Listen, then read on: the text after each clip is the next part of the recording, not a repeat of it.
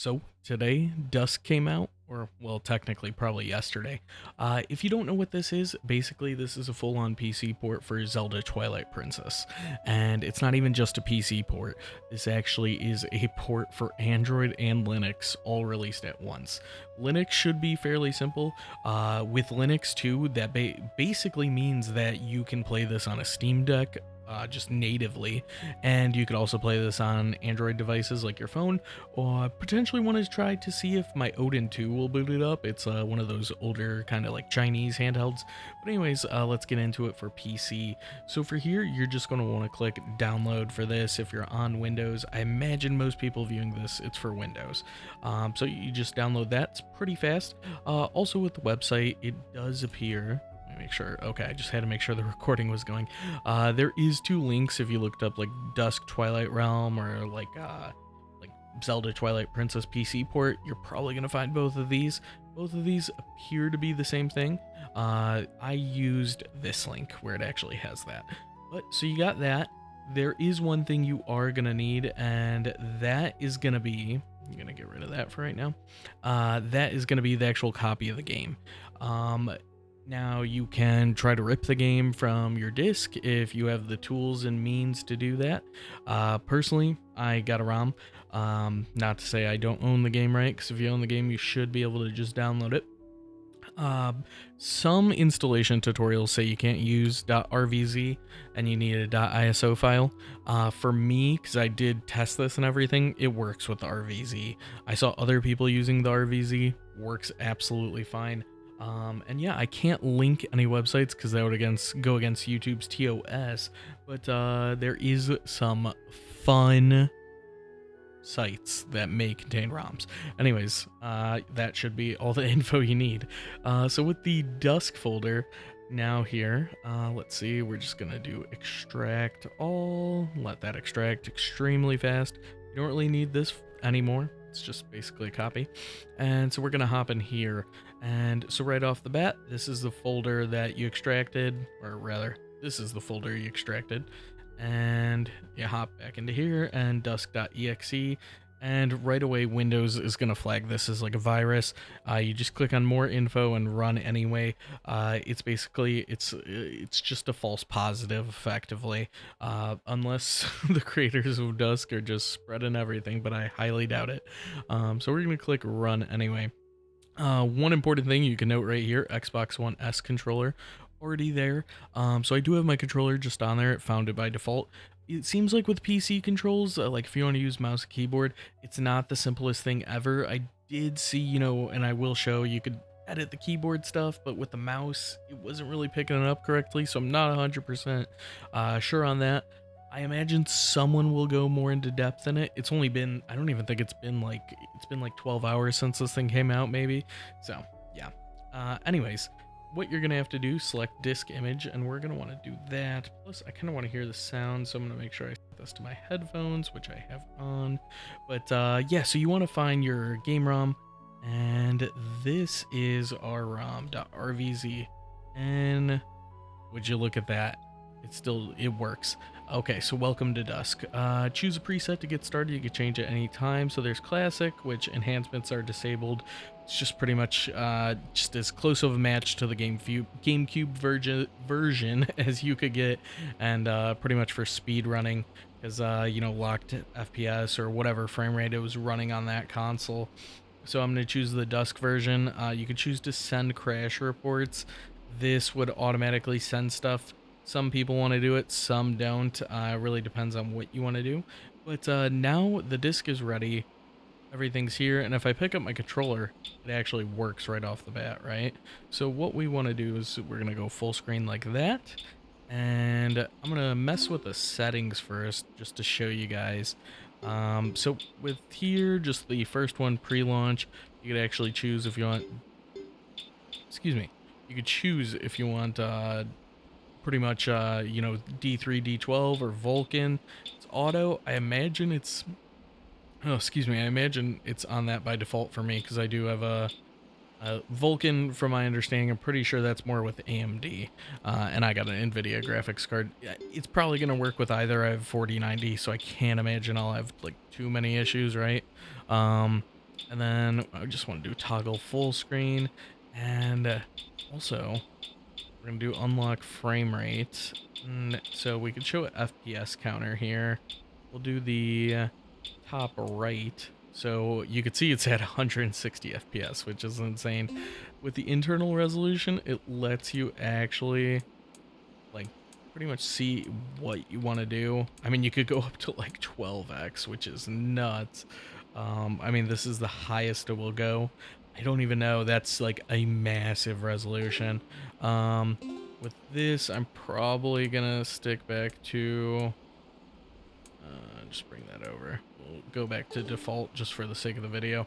So we have it at 4K shadow resolution. You could bump it up even higher. 8x. I mean, I don't know. 4x seems absolutely fine. But you got all these options here.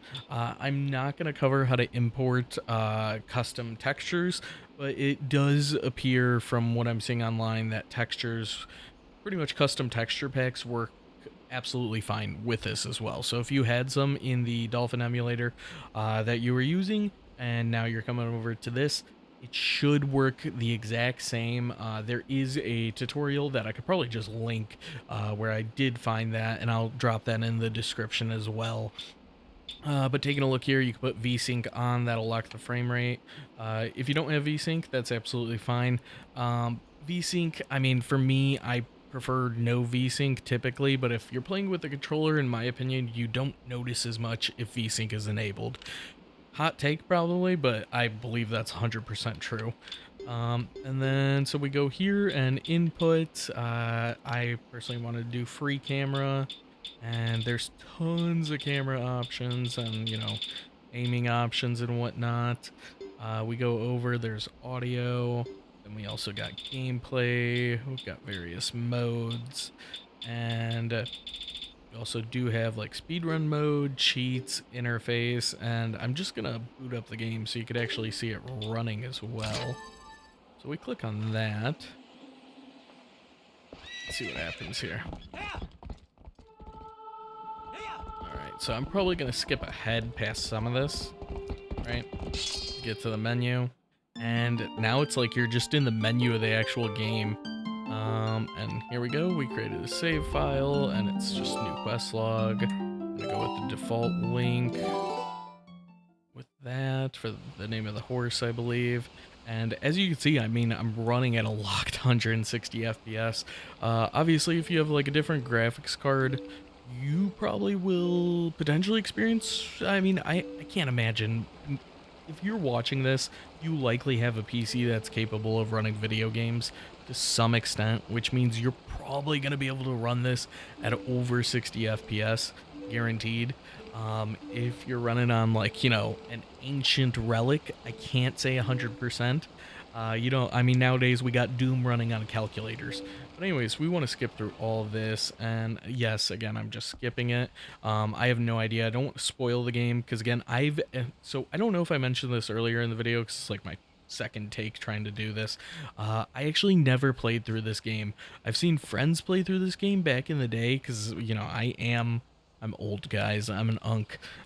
So I've never actually played through this game myself. I was thinking about doing a playthrough on the channel, and hopping into it. Obviously, I'd watch the cutscenes, but everything is working.